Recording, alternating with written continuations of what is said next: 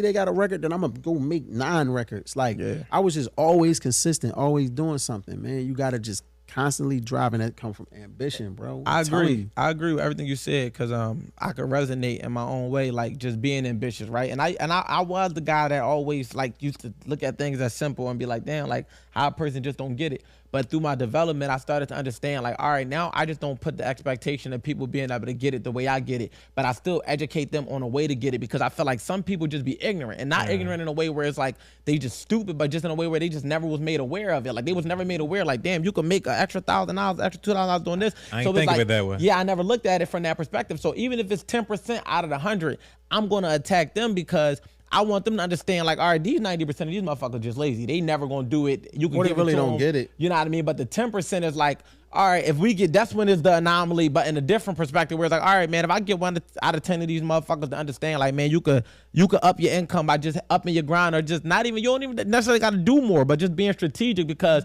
ambition is what make take you to times 10 some shit. But strategy just might be enough to get a nigga in the room. Like ambition might get you the lead role, but strategy might give a motherfucker a good support. But you getting there with the strategy and not the ambition, then what? You know, a lot of but people. They not gonna, because they not meant to beat. So that's the thing. That's what separates you. And like I can see that for myself. It's like that's what separates us from a lot of people, because we not just gonna get in the room. We gonna get in the room and make something of it. But some motherfuckers, that's they selling. Like certain niggas really is just role players. And the fucked up part about it is I feel like social media and society made everybody want to be the main character. Everybody wanted to be the top dog. Everybody wanted to be the one. But before it wasn't like that. It was almost like you build around the one. You build around the Kobe. You build around the Wade. You build around the Brian.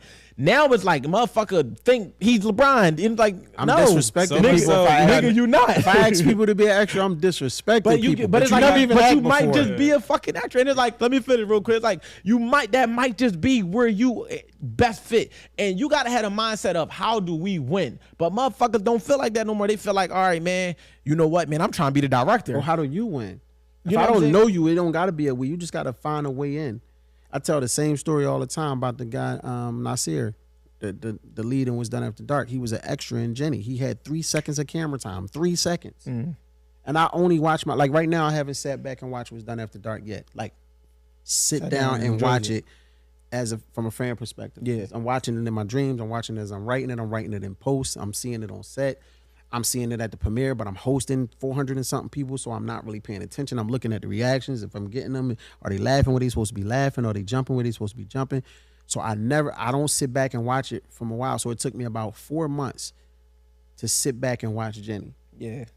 And I'm sitting there watching it, and he's at the end, and I saw him for 3 seconds, and he was no talking or nothing. Literally had 3 seconds on film, and he was just bodying it, just his body language, his aura, his facial expression was just bodying it, and now he went from that to a lead. Yeah.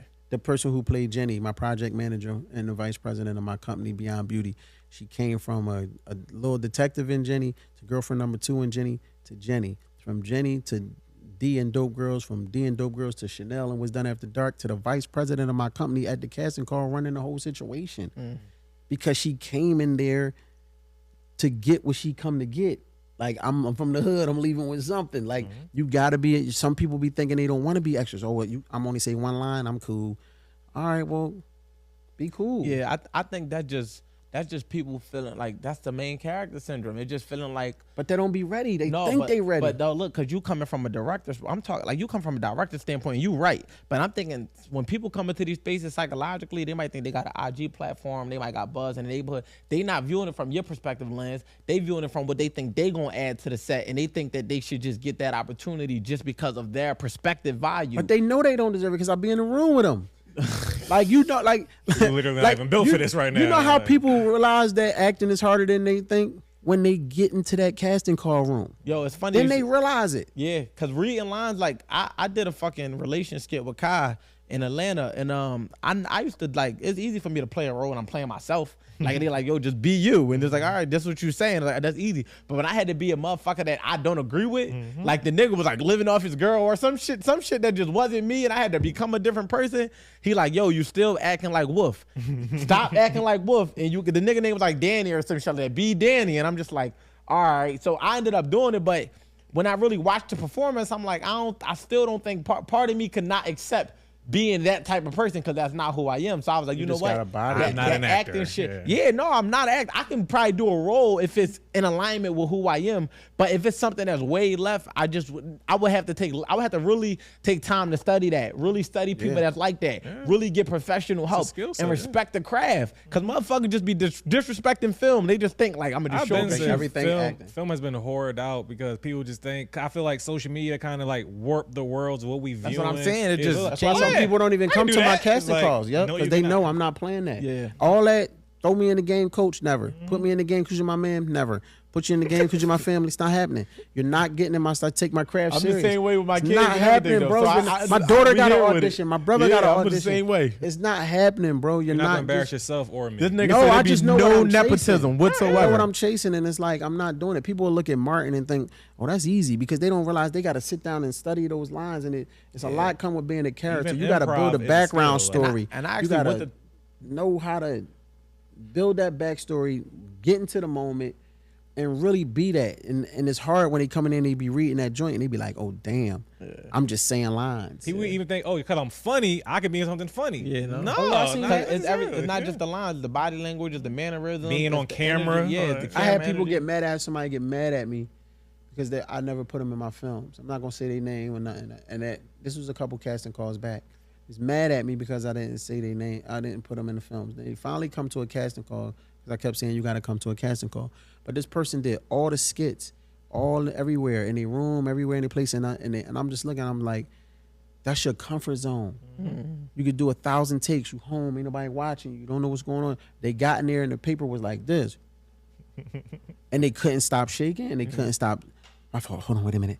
They couldn't get past 3 lines because now the pressure's on. You ain't just running your own little show, and that's different. It's different when you get in there. You got to really.